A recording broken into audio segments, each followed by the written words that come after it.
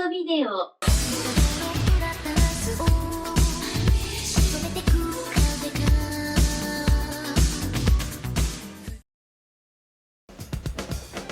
Where monsters rampage, I'm there to take them down. Where treasure glitters, I'm there to claim it. Where an enemy rises to face me, victory will be mine!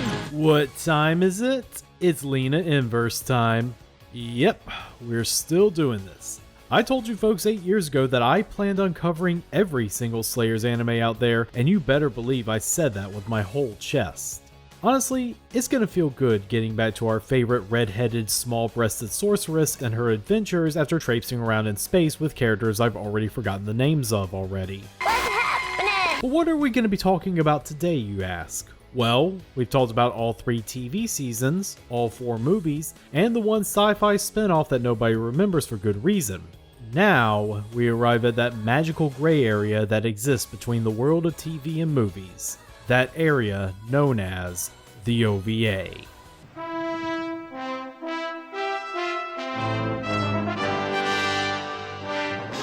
Once again, we join everyone's favorite petite yet powerful sorceress Lena Inverse and her traveling companion slash big-breasted thorn in her side, Naga the Serpent, busy traveling the land, visiting locales, and solving problems for a little extra scratch. You know, business as usual. These problems are your typical adventurer's quest. Can they deal with the vengeful wizard who is mad at Lena because she didn't accept his small request to turn her into a monstrous chimera? My super chimera would be the most perfect alchemical creation ever to walk the earth. After a short period of adjustment, I'm sure you'd come to love it, Lena. Can they help a sickly fail son become a chivalrous knight while also fending off his helicopter parent of a mother? Ha! There's a difference between fencing and potty training. You must be a pretty sorry fighter if that's the best you can. I won't let anybody say bad things about my lovely Jeffery. And can they get back a cursed mirror stolen by the greedy vice president of a mages guild and his army of werewolves? Behold my true form! I hate werewolves!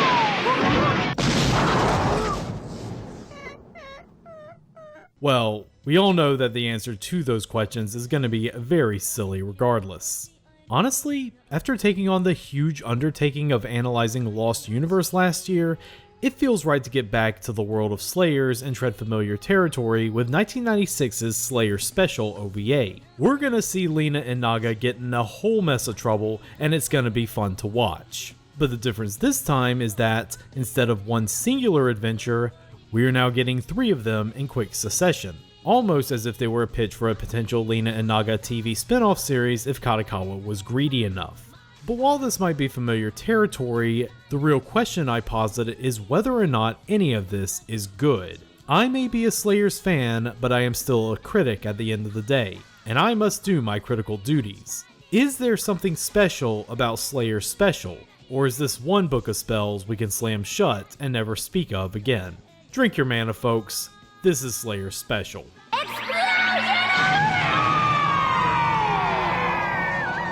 Now, since we are getting back into the Slayers franchise after a year off, how about a quick recap of it and where it is at the time of Special's release? Fantasy nerd Hajime Kanzaka publishes a light novel called Slayers on January 17, 1990, all about famed sorceress of destruction Lena Inverse and her dim-witted swordsman sidekick Gowry going on an adventure to take down the evil Lord Red Priest Rezo before he summons the Dark Lord Shabernigdo in a misguided attempt to cure his blindness. The first volume was so popular right away that not only did it get more volumes, but it also inspired Kanzaka to create a spin-off series called Slayers Special, which was, in essence, a prequel series about Lena and her adventures 2 years prior before she met Gowry, helped along with the presence of Lena's cackling partner in crime, Naga the Serpent.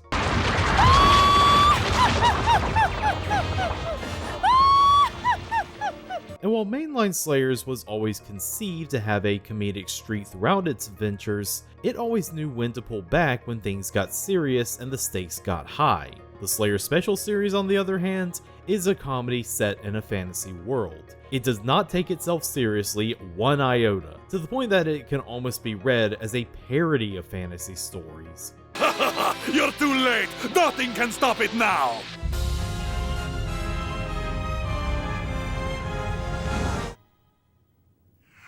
Oh, please let me win this battle. Please let me win this battle. Please let me win.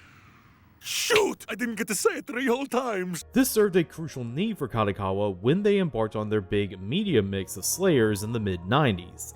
The mainline Slayer series served its purpose of being the linear TV seasons, while the Slayer special series worked as one-off movies. It was the most ideal arrangement a company could ask for. Now we get to 1996. Kadokawa's media mix of Slayers has just taken off to great success. Through the studio E&G Films, they've gotten the first season of Slayers and are currently working on the follow-up Slayers Next. And through Studio JC staff, they've netted the first hour-long Slayers movie and are now in the process of producing the follow-up Slayers Return. But that's not enough for Kadokawa. They want more money. They've already got an anime, a movie series, video game adaptations, and the light novel series as a source material. There's still milk to be gotten from old Bessie here. There was a solution in plain sight. While the Slayers movies were based on the premise of the Slayer special novels, they were not adaptations. They were original stories, the first being written by animator Kazuo Yamazaki, while the rest were original stories written by Hajime Kanzaka.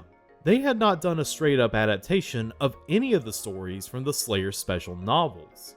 On top of that, the OVA sector of anime, while no longer being in its glory days, is still a viable means to deliver anime to the masses, having not yet been delivered a death by 1,000 cuts by the growth of late-night anime.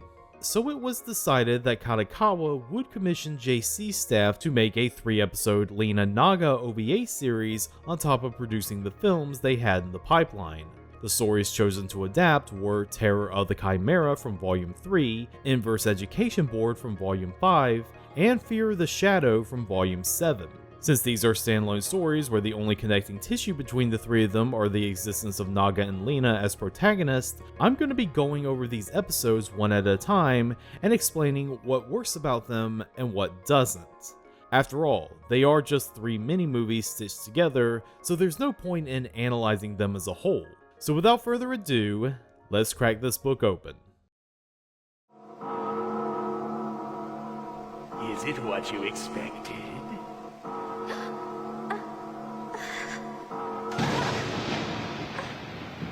We begin our special journey with the scary Chimera plan. Lena is contacted by an alchemist named Diol who needs her help in a brand new experiment of his. He wants to cross her with a lesser demon and a sea serpent to create the ultimate Chimera. It's not polite to point. But it really is weird, Mama. But it's weird and strange and funny looking. That still doesn't mean that you can say it. But it is strange and funny looking. Everybody knows it's strange. Now shut up! You can't say the truth about it because it's like hearing, dear.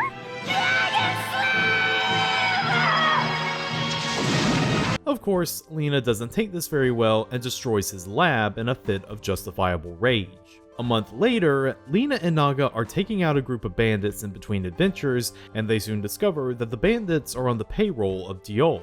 He wants revenge for his laboratory getting trashed and plans on sicking his latest Chimera creations on Lena, clone doppelgangers of someone very familiar to her.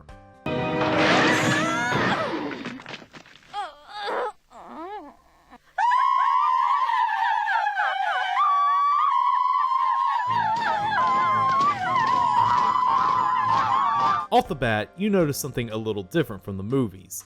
The OVAs exist in that glorious and nebulous middle budget area. It moves and looks much better than the TV series, but has far less flourishes than you would see in the movies. It shows that the team working on this did have a similar budget to the films, but not by much. It certainly helps that these are a lot more small-scale adventures than you would see in a title like Returns. The real strength animation-wise is the direction of Hiroshi Watanabe. We've already talked about him at length since he did all the movies, and we're going to talk about him some more here. His strength as a boarder is being excellently served in getting the rhythm of the comedy seen in Slayers just right. I love how the beginning of this episode starts out with this mysterious, gothic atmosphere. It's enough that, even if you're familiar with the setup of the Lena and Naga stories, it can still knock you for a loop once Watanabe pulls the rug out from under you with a delicious punchline. Oh, don't worry. I want to use your real head on my Super Chimera, not a lousy copy. Well, I see. If that's the case... That's even worse! This comedic setup is where this episode and a lot of the anime afterwards thrive. But some of the comedy is also derived from the characters themselves. Naga is basically the star of the short by virtue of giving her a clone army. And if you thought one Naga was scary, they milked the moment of having a flock of them for all it's worth. Right down to having her trademark laugh being mistaken for the cry of a fell beast by the provincial townsfolk. That laughing sound again! What kind of hideous monster can make that kind of sound? Oh, so scary. Oh, please make it stop. Please make it stop. It's a pretty funny premise that really gets the most out of its gags, but it's not without its share of issues. Lena kinda gets sidelined after a certain point once Diol and his wealthy benefactor cast a sleeping spell on her just so they can have her be a hostage. And you also get a taste of what will become a common problem for this OVA. Namely, that the staff assigned to this OVA is really struggling to bring Kanzaka's stories over the half-hour mark. There's a scene where Naga and her clone army is storming Diol's stronghold, and it is funny how the two men are treating this like they are being besieged by an army from hell.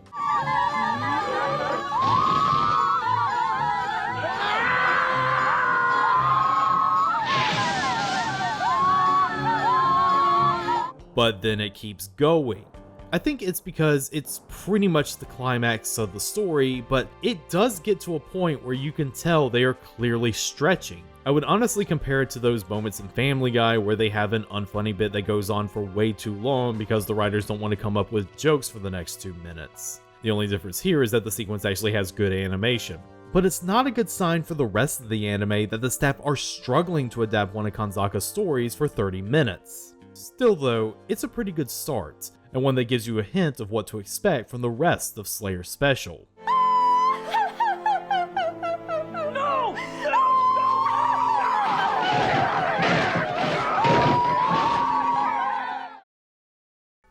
Excuse me, ladies? Huh? I'm Jeffrey. My mom said you wanted to see me? Episode 2, Jeffrey's Knighthood, begins with Lena and Naga sitting in the local tavern accepting an offering from a local wealthy Rubenesque dowager named Josephine to help her son Jeffrey become a knight. The two sorceresses take on the request because the lady does look like she comes from some serious dough. But when they actually meet Jeffrey, they realize they have their work cut out for them. But she said we can only subjugate bad people till 7 o'clock? Cause that's when my bedtime is. But ouch! I'm gonna be blunt here. This is, far and ahead, the best episode of Slayer Special. The premise is excellent enough on its own, but how it is executed makes it one of the best comedy stories Slayers has to offer. First, there's the character of Jeffrey, the centerpiece of all the gags in this episode. For being a sheltered 98-pound weakling, you would think that he would be a wimpy coward that Lena has to coax into fighting. Quite the opposite. He's actually very enthusiastic to be a knight in the king's service, even though he has very little in the way of skill or training. On top of that, his enthusiasm is very much the byproduct of someone who has heard way too many bards' tales. I'd mow down the nearest one with a whack, whack, whack, whack of my razor blade, then I'd chase after the rest of them and kill them too. With my daring courage, I'd rescue Miss Lena after she'd been captured, and then I'd best their leader in a trial of strength. The rest of the bandits would be so impressed they'd elect me as their new captain immediately. This setup could work easily as its own episode, but another layer is added with the presence of Jeffrey's mother Josephine literally fighting all his battles for him. Donning a very unconvincing disguise, his mother stalks him anywhere and everywhere he goes, all so she can go on the warpath on all who dare look at her beanpole of a son the wrong way. And as the episode goes, Watanabe's boarding shows her to be the true badass of the family. What did you just say to my lovely Jeffrey? You should be so lucky as to be smited by a hit from my Jeffrey's sword. The contrasting dynamic between mother and son is sold even better by the character animation. Jeffrey comes off as a baby fawn struggling to stand on his own 2 feet, let alone hold his sword correctly. Meanwhile, Josephine moves swiftly and violently like a savage jungle cat. If you can't say something nice! Both characters take over the anime's comedy so thoroughly that you would be forgiven to forget that Lena and Naga are still here. Well, don't worry, they get some battle scenes like when the fake bandits Josephine hired to fight her son get captured by real bandits, and both sorceresses are prime sources for increasingly extreme dumbfounded reactions. It's because you're both jealous. Because you're both jealous of my incredible natural talent. However, you have taught me an incredibly important lesson. And unlike the episode before and after this, there isn't a struggle to get this to the halfway point. The Slayer special staff uses this premise as a nice little foundation and build one fancy cottage on top of it. When the second half of the episode's conflict kicks in with a plot about a Dark Knight threatening to invade the city with his army, the gags involving Jeffrey and his mother are taken to new heights. First, we get to see Jeffrey's honor guard that his mother bought for him, and it's full of even scrawnier fail sons of nobility. Then we get to see Josephine take down the Dark Knight, who then requests to be taken on as her apprentice. And then we finally get to see the evil overlord behind this thwarted invasion. Jeffrey seeks to take him on all by himself despite the massive power gap between the two of them, until he recognizes that voice. Jeffrey? Oh, what are you doing here? Oh, no. I know that voice. Daddy! Daddy? Oh, no. If he's here, then that means Josephine's here, too. Would you like to tell me what's been going on since you went out to get milk 3 years ago? No, there's a long story behind this, and You won't lie your way out of this one, sweetheart! No! Jeffrey's knighthood is the best out of the three because of how well the special team excels in implementing the brand of Slayer's comedy as it builds and builds to a hilarious climax. So what if Lena and Naga feel like spectators in this one compared to others? They serve their role well as facepalming straight women. And if Special can keep up this momentum, there's a good chance the OVA could be on equal ground as the movies. I can do anything I want as long as I believe in myself! His inventions were many and varied, but Rugandi is perhaps best remembered for the mirror he called the Shadow Reflector. The final episode of the OVA, Mirror Mirror, begins like how a lot of Slayer stories do, with Lena telling a story about an ancient artifact. Today's artifact was the creation of the famous magician Shizal Rugandi, the Shadow Reflector, a mirror capable of manifesting an exact copy of the image of whomever was captured on its surface. Said copy would have the same knowledge and skills as the original, but would only be loyal to the holder of the mirror and would have the opposite personality of the original as well, essentially an evil twin. Said mirror was hidden away by Rugandi for mysterious reasons, making it a coveted object of legend. 400 years later, a local society of mages discovers maps and documents that could lead to the Shadow Reflector, but before they could be processed, the guild's vice president, Lagan, spirits away those documents for himself, hoping to find and use the reflector to create an army of sorcerers that will help him take over the world. And it's Lena and Naga who have accepted this job to track him down and bring him to justice, for a small fee, of course. Then those 200 gold coins are as good as ours, right? Are you ready to leave now, Naga? You bet I am! So to answer your question, I ended the last section with no. No, they do not keep up the momentum of the last story, and instead, they end the OVA with its weakest episode yet. Every problem I have had with the Slayer special OVA thus far feels exacerbated here. Well, okay, it's not a complete wash. It does have some of the best animation we've seen in the OVA so far, thanks to animators like Hirofumi Masuda contributing to the fight scenes Lena and Naga get into. The special team isn't phoning it in there. Really, the problems all come down to this being a poor story to adapt for this particular OVA. First, that problem of struggling to get over the half-hour mark rears its ugly head once again. Specifically, a good piece of this anime is taken up by extended musical montages, the first being of Lena and Naga setting out on their journey set to a fist-pumping Megumi Hayashibara number. I guess you can forgive this since it comes after the cold open and title screen and is basically the opening of the anime.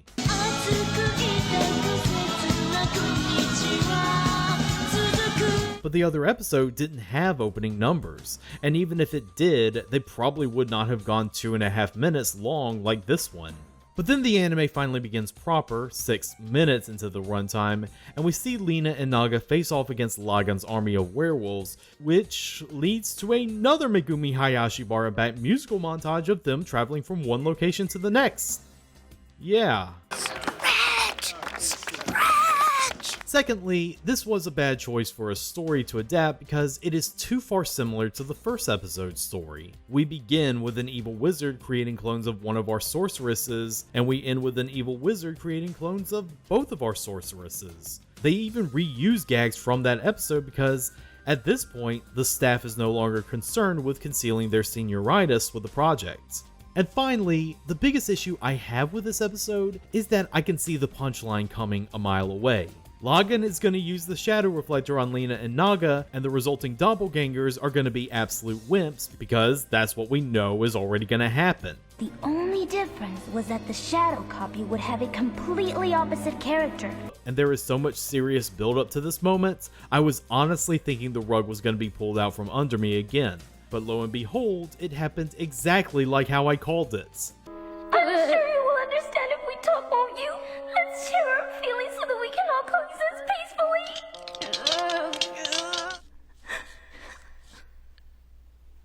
I want a moo-moo.